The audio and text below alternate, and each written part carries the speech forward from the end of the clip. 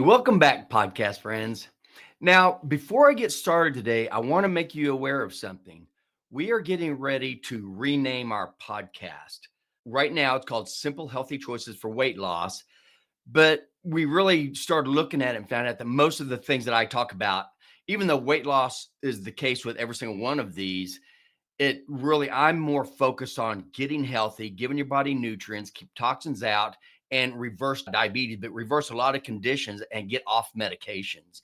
So, since it's really more about total health and getting off medications, that's why we wanted to rename it. So, our new name is going to be the nutrition prescription, wellness versus medications. This isn't going to mean anything as far as you guys go, except for we're planning on making this change around the middle of November. So if you go looking for our podcast, the thumbnail for our podcast, it's going to look a little bit different. It'll have a picture of me on it. So it'll be nutrition prescription, wellness versus medications. And I'll let you know more about that as time gets closer to make sure that everybody understands that. But I just want to make sure that you understood what we were doing. But as far as the podcast today, what I want to do is I want to explain exactly what fat cells do, why we have fat cells in the first place. Because after talking to a lot of people don't have no idea why we even have fat. They think it's just something that annoys us and something that we have to make sure we don't have too much of, which that is true. But now I just want to explain, how do we get fat? What is the purpose of the fat cells? And does it do more than just store energy, which that's what fat is supposed to be used for, is energy, as well as so many other things. Every single cells or cell membranes are lined with fat soluble vitamins. We use fat and cholesterol for everything. It's very vital. Not like the medical communities telling you, saying that cholesterol is bad and all that. That's marketing techniques. We're going to be circling around the fat cell itself. So first, how do we get fat into the fat cell? The biggest way is when you eat glucose. All plant-based foods contain glucose. So if you're getting ready to eat something, look at it and say, did this come from an animal? If that did not come from an animal, it came from a plant, and it does contain glucose. Now, obviously, some plants have more glucose than others. So the plants that grow above the ground, those don't have very much glucose.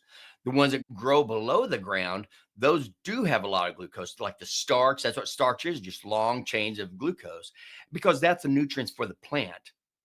But then the worst, and I'm not against those. It all depends on your health as far as how much of those you want to eat. But if you're really obese, or if you have a lot of conditions, if you're on medications, then you might want to stay away from the plants that grow below the ground, the potatoes, beets, all that kind of stuff. But the one that I really want you to stay away from is man-made food. These are loaded with toxins. They're loaded with glucose, sugar, high fructose corn syrup, ultra-processed seeds, all that. Every time you eat that all through the day, you are you're building up your fat cells. And I'm going to explain why that is.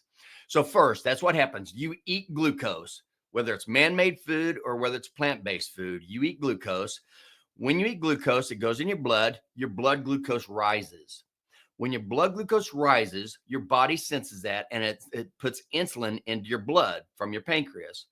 When insulin goes into your blood, that starts to bring the glucose down. It doesn't make glucose disappear. It starts putting the glucose where it needs to go. If you're active after you eat, the glucose that's in your blood, then the insulin will push the glucose into your muscles.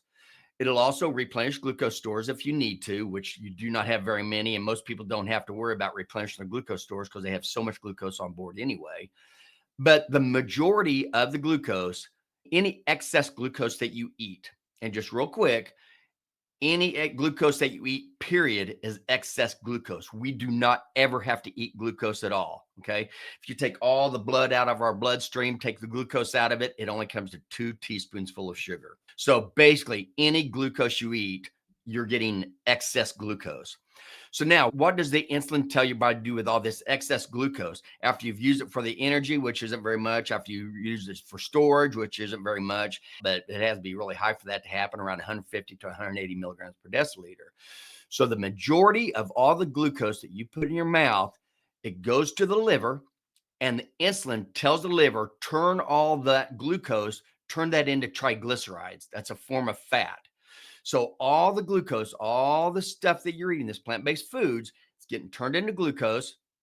The glucose goes into your liver. Insulin tells it to turn into triglycerides. So now inside your liver produces two different types of fat. It produces cholesterol, which is very important. About 80% of all the cholesterol we use is made out of the liver. However, every single cell in our body uses cholesterol. Every single cell in the body can make cholesterol. Cholesterol is extremely important. Our brains take 20% of all the cholesterol our body makes is used by the brain. So cholesterol is extremely vital, and blocking its production causes all kinds of havoc in your body and by killing your cells. You have all these triglycerides and cholesterol in the liver. So now the liver has to put that triglycerides and the cholesterol, they need to be able to package that to move it all around your body for all the places that fat and cholesterol are used in our body. But you can't throw fat in the bloodstream. So what you do is the liver takes this fat and this cholesterol, puts it together, and then wraps a protein around it. This is what's called a VLDL, a very low density lipoprotein. When you go to get your cholesterol checked, you're going to look at your VLDLs, very low density lipoproteins, your LDLs, low density lipoproteins, and HDLs, high density lipoproteins. HDLs are made in the gut, but the VLDLs are made in the liver. And then, so you have this very low density. I call them fat mobiles because that's all they are. They're just little fat mobiles that are moving all this fat and cholesterol around your bloodstream where it needs to go. So it puts all this triglycerides and this cholesterol into this VLDL fat mobile. The VLDL comes out of the liver, goes around, starts putting all the cholesterol and all the triglycerides to all the places it's needed. As it does that, this big VLDL fat mobile starts shrinking because it doesn't have as much cargo. It's gotten rid of a lot of the triglycerides and some of the cholesterol. So it shrinks. So it goes from a very low density to low density. So a VLDL becomes an LDL. If you don't have LDLs, you would die. These are extremely important. But again, they're just carrying the fat around to all the places that's needed. But once all the fat that's needed is put there, all the rest of the fat goes to the fat cell and it gets stored so you can have energy for a later time. So what happens is you take these VLDLs, they go down to LDLs. The LDLs are going around your fat cells, and outside of your fat cell, there is an enzyme. Okay, this enzyme is called an LPL. It's a it's a lipoprotein lipase is what it is. But the function of the enzyme is when the LDL comes around to give it the triglycerides are too big to go across the membrane into the fat cell. So LPL has to cleave off the fatty acids. There's 3 fatty acids on a triglyceride. That's why it's called a triglyceride. There's 3 fatty acids and then a glycerol backbone. I tell people it kind of looks like a big capital E. So the backbone is the glycerol, and then you have the 3 fatty acids. So when the LDL goes to the fat cell has these LPL enzymes on the outside that cleaves those free fatty acids off there and takes it inside the cell and it stores it there. Then your cell puts that back into triglycerides and it's stored. So that's the key. When your insulin levels are high, because you put glucose in your bloodstream, insulin, one, it tells the liver to turn that glucose into triglycerides. And 2, insulin also stimulates that LPL to cut those triglycerides, those free fatty acids off so they can get inside the fat cell to be stored. That's very important because insulin is what stimulates that LPL. Now, the triglycerides on the inside of the fat cell, and now we need energy. Say it's in the middle of the night, or say you're being healthy and you're doing intermittent fasting or this time restricted eating, whatever you want to call it. It's both. But when you do that, then now your body needs that energy, and which it's supposed to get. So it gets the energy from your fat cells. So when you're hungry, or not when you're hungry, but when you've been fasting, your insulin levels are low because you haven't been putting any glucose in your blood. When your insulin levels are low, that stimulates, there's another enzyme on the inside of the fat cell that does the exact same thing that the LPL did on the outside. And this hormone on the inside, or this enzyme on the inside, is called hormone sensitive lipase. It's an HSL. And again, so what that does is the exact same thing. It cleaves off the free fatty acids so they can come across the cell membrane from the inside of the fat cell into the blood so we can circulate that around and we can use that for our energy source. High insulin levels stimulate that enzyme on the outside and it inhibits the HSL, the enzyme on the inside. So when your insulin levels are high, all you can do is store fat. You cannot burn it because you've inhibited HSL.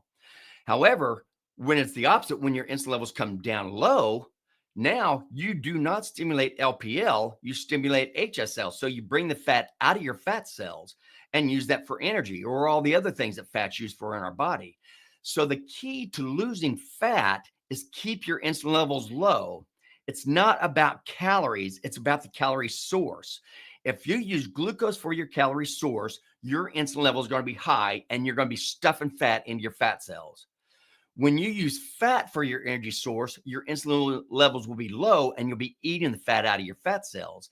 And that's exactly what we're supposed to do. We're supposed to fill our fat cells during the times that we eat and then use all that fat for our energy source during the times that we don't eat. And so it's fill, burn, fill, burn, fill, burn is the way we're supposed to do it. But what we've been doing for the last 40, 50 years is the food companies and drug companies have gotten everybody eating all this food all day long, eat every 2 to 3 hours, eat this man-made food. So you're constantly keeping your insulin levels high. So you're constantly stuffing fat into your fat cells and it's making us sick. And that's what I want to explain to you for the rest of this. So normally there's only about 3 main times that our bodies actually gain more fat cells. That's in the first year of life or so, during infancy. So babies, they're making a lot more fat cells for later. Then in early childhood, like from 6 to puberty, that's when you can also start making more fat cells on your body. And then again, in adolescence, around 18 to 20, we can make more fat cells then. The genetics come into this, but what happens? Insulin resistance, and this is important. As these LDLs are going around and putting these triglycerides into these fat cells, the fat cells swell bigger and bigger until all of a sudden the fat cell cannot swell anymore. It's as big as it can get. So now when an LDL comes through with more triglycerides, the fat cell's like, I can't hold anymore. I don't want that. So what it does is the LDL just passes on by and goes to the next fat cell and it puts the triglycerides in that. Since we have fat cells all over our body, we are slowly filling all our fat cells with triglycerides. Again, we're supposed to be burning those during the times that we don't eat, but since we eat all the time, we're not doing that anymore. But insulin resistance, when that cell is so stuffed full of fat, the LDLs come by and it cannot take any more triglycerides into this fat cell. So there's nothing wrong with insulin. It's doing everything it's supposed to do. It's turned the glucose into triglycerides and it's come down and it's allowed the LPL to put the triglycerides into the fat cell. The only thing is the fat cell is so stuffed. There's nothing wrong with the insulin. There's nothing wrong with the cell. It's doing exactly what it's supposed to do. It's just too stuffed. It can't take any more. There's nothing wrong with your pancreas. It's producing the insulin. So insulin resistance is when you have a totally stuffed fat cell. Now remember, you have fat cells all over your body. So that's why it takes pre-diabetes isn't what the drug companies are telling you is pre-diabetes. Pre-diabetes happens 10, 20, 30 years before you get diabetes because pre-diabetes is a state where your insulin levels are high, but your glucose levels are normal. Because as you eat glucose, your insulin goes high. But when you eat glucose over and over every day, all throughout the years and decades, it takes more and more insulin to bring that down. So if you go to the doctor and you see your glucose levels are high, he's going to say, oh, you're perfectly fine.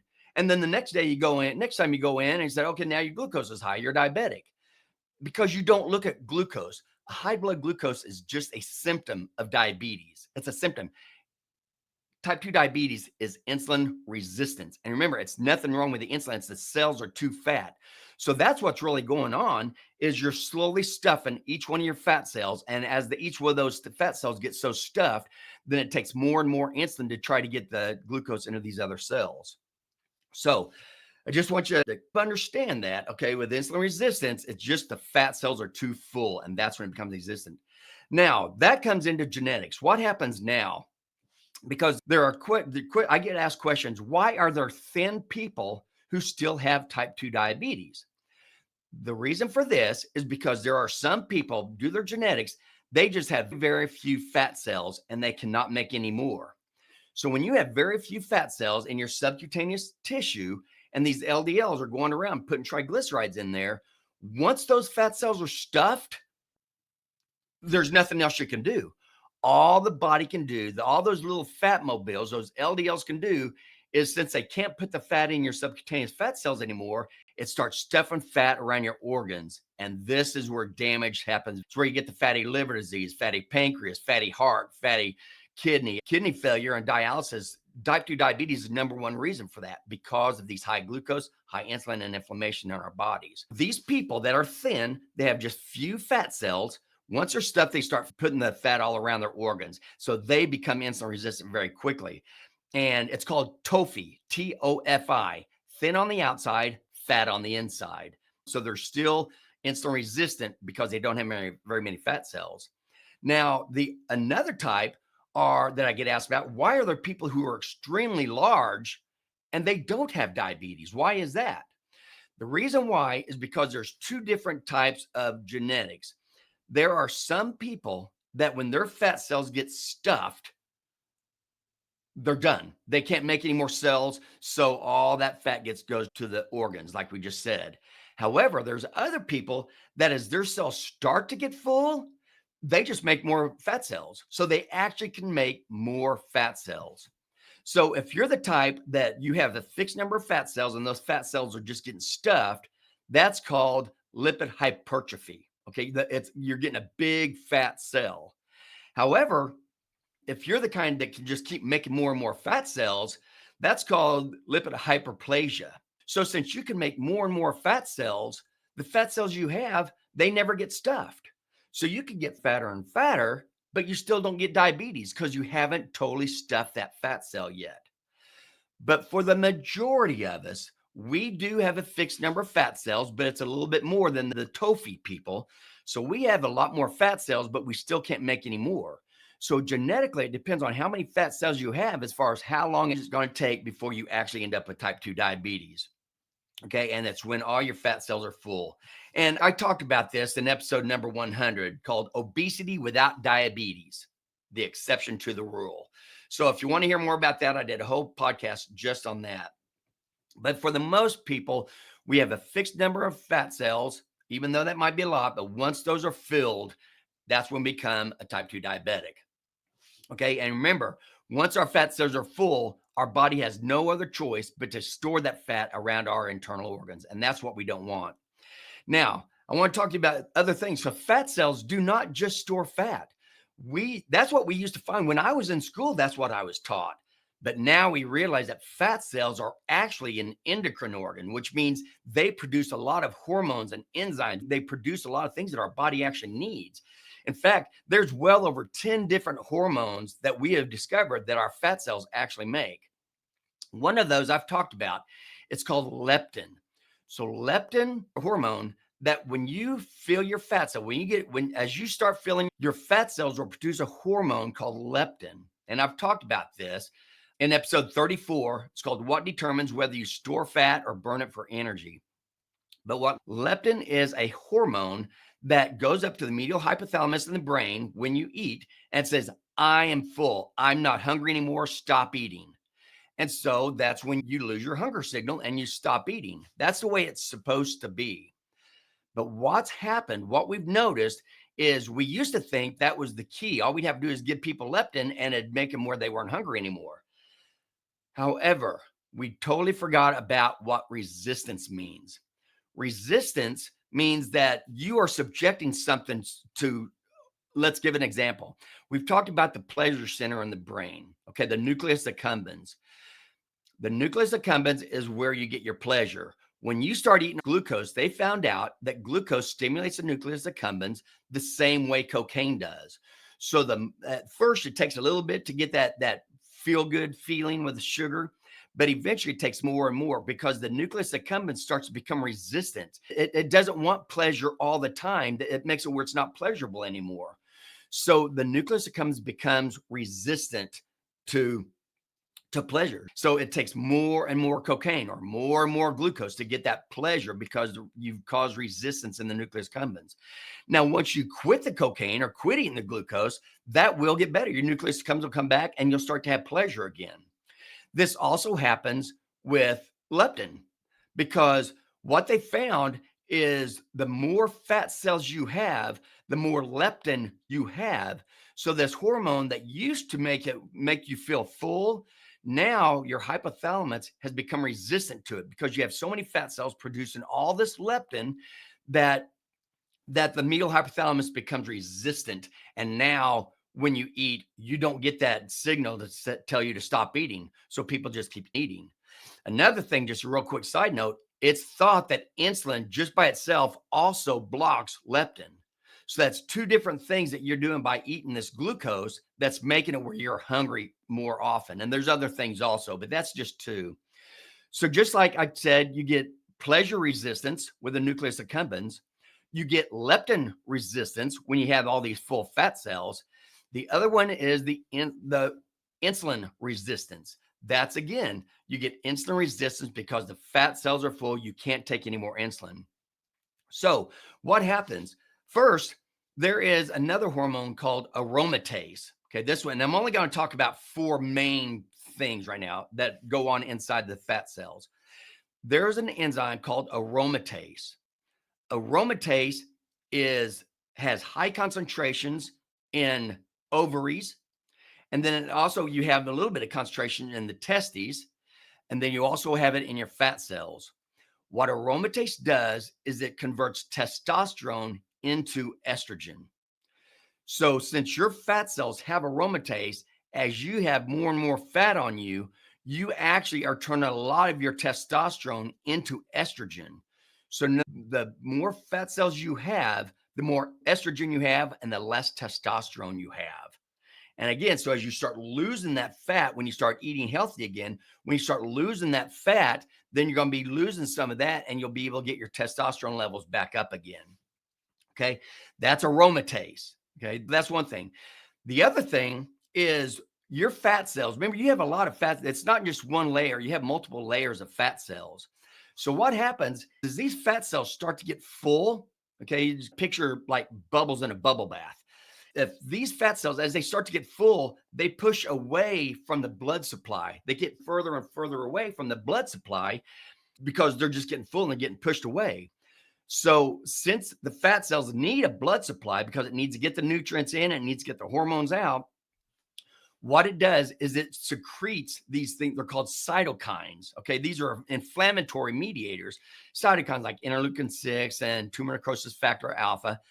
But what it does is it releases these enzymes to stimulate that blood vessel to start growing so they can start growing back to where they are back. Since they've been pushed to the back of the fat cell line, they need blood to come back there. So they're releasing all these cytokines into your bloodstream trying to get that. So again, the more fat cells you have, the more cytokines are being released. So the more inflammation you have in your body. So just by being obese, you're having more estrogen, less testosterone, and you also have inflammation throughout your body. Another thing that fat cells produce is an enzyme called angiotensinogen, is the precursor to what's called angiotensin 1. Angiotensin 1 turns into angiotensin 2, and that's a very strong vasoconstrictor. It makes your blood vessels constrict down. So that's why a lot of blood pressure medications, because you're eating this way. And there's so many different ways that carbohydrates affect your blood pressure. But what's happening is if you're on a blood pressure medication called an ACE inhibitor or an angiotensin 2 receptor binder like Cozar, if you're taking blood pressure medication like that, that's what it's doing. It's trying to stop having angiotensin 1 be converted to angiotensin 2 or stop the effect on angiotensin 2. So it allows your blood vessels to dilate. So that's hitting it on the other side with medication, which has all kinds of adverse effects. If you hit it on the front side and you decrease your fat cells, you won't have as much angiotensinogen. And so you're not going to have as much angiotensin 1, which means no more angiotensin 2, which means you'll be able to keep your blood vessels dilated and you'll decrease your blood pressure. Okay. These were just some because I know these are the types of medications people are on, and I want to make sure that they realize that their fat cells, an increased number of fat cells can make all this stuff worse. You have way more estrogen, a lot less testosterone, way more inflammation. Now you're putting out products that are causing higher blood pressure. So Now, fat cells, again, we need all these things. We need the cytokines. We need the angiotensinogen. We need all these other modulators also that fat cells produce. A fat cell is not just there for fat storage. However, and it's really not there just for fat storage. It's there for fat storage and then to burn and store and burn so that it helps regulate our energy levels. That's the way it's supposed to be when we quit bombarding ourselves with glucose like we've done since the dietary guidelines came out. Because that's what the marketing technique of a food pyramid, which they promoted to everybody acting like that was science, and it was not. That's why that food pyramid, the whole thing is about eating carbohydrates. Our bodies are made out of fat. It's made out of protein. That our whole bodies are. We are not made out of carbohydrates. So if you're looking at food as nutrients, which is exactly what you should be doing, food is nutrients that our body needs to grow, heal, thrive, and survive. We need protein. We need fat. We need cholesterol. We need vitamins. We need minerals. We need water. We do not need glucose. We do not need carbohydrates at all. We can get all the vitamin minerals from meat. And again, I'm not saying go carnivore. Some people can, and it's great and good. However, what I am saying is you don't need to be eating all the potatoes that you want to, all the seed oils. You don't need to be eating all this glucose all the time. Real fruit, real vegetables, real meat. Just stick to that. Don't make this harder than it has to be. It's really not hard. If it comes from an animal, eggs, Greek yogurt, cottage cheese, meat, everything, all that you're good with. Your body knows exactly what to do with it. If it comes from a plant, just be careful. There are phytotoxins that are in there. And then if you're getting the plants from the grocery store, you have to worry about all the chemicals that the food companies are spraying on it also. But if you can get your fruits and vegetables from a farmer's market, you know you're getting them seasonally, you're not eating them constantly. Use it as a condiment. Don't make a great big salad and think you're eating healthy, because you're not. If you eat a great big salad, you're giving yourself extremely low amounts of protein, extremely low amounts of fat, but you're getting a lot more glucose. Okay. So when you're eating a salad and think you're being good, you're not. You're eating the kind of stuff that's actually going to make you fatter. Okay. So be careful with that. And there's a big difference between fat loss and weight loss. These people who are doing weight loss by going on these liquid diets or taking medications that keep you feeling full so you don't eat, when you do not eat your nutrients, your body's going to get the nutrients that it already has inside of it. So for its energy, when you don't eat glucose, it uses your fat for your energy source like you want it to. However, you're also not eating very much protein, especially if you think that the protein you're supposed to be eating is vegetables and fruit and vegetables. So you're not getting very much protein. So your body is going to take the protein from your muscles because it cares about your organs. You can cut off your arms and legs and you're still going to live. And your body knows this. So it will start tearing your muscles apart to take the protein to help with the organs, try to keep your organs alive, including your brain. So yes, your fat's going to come off because you're using it for energy source like we're supposed to, but your muscle is going to be coming off too. You're going to start having muscle wasting. And this is horrible because when you have muscle wasting, you need muscle to help you be healthy throughout your later years. And if you wear it off now, it's going to be very hard to get that back. Also, when you're not getting the vitamins and you're not getting the minerals, so you're tearing your muscles and tearing things down to get the vitamins and minerals that your body needs as well. So that's why what you want to do with a weight loss program is lose the fat and keep the muscle. The way you lose the fat and keep the muscle is keep your insulin levels low. Then you burn your fat, but you're eating protein. So you're still giving your muscles all the protein it needs, all the vitamins, all the minerals. So when you do not eat glucose, you actually lose fat and you don't lose muscle. And that's what you want to do. That is the key to all this. But remember, fat cells do more than just store energy. It helps regulate your hunger through like the leptin, and there's some other ways also. It helps regulate your blood pressure. Angiotensinogen was just one example. It also helps inflammation. The more fat cells you have, the more inflammation you have in your body, the more pain you're going to have, the more issues you're going to have. So you want to decrease the fat cells for that reason. And then again, they have things like aromatase that's going to turn testosterone into estrogen. So the more fat cells you have, the more estrogen, less testosterone. So fat cells are extremely vital to life. We cannot live without them. Do not be afraid of fat. You just want to be able to stuff your fat cells and then empty it, stuff it and then empty it. That means that you go long periods of time without eating.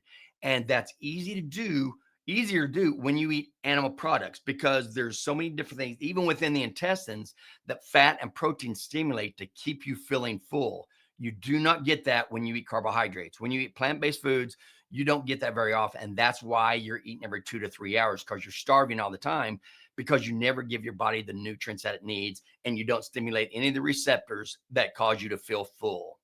So that's fat. Do not be afraid of fat, but you do not want too much on your body. You need to get that down, but save the muscles. So decrease your carbohydrate intake, keep your insulin levels low, burn your fat, eat protein to stimulate your muscles, and you will be well on your way to having a good, quality, healthy life. And that's what I want for you. And just a real quick reminder that our podcast name is going to be changing to Nutrition Prescription: Wellness versus Medications. That's all I have for you now. Have a wonderful week. And as always, make simple, healthy choices to live a quality life.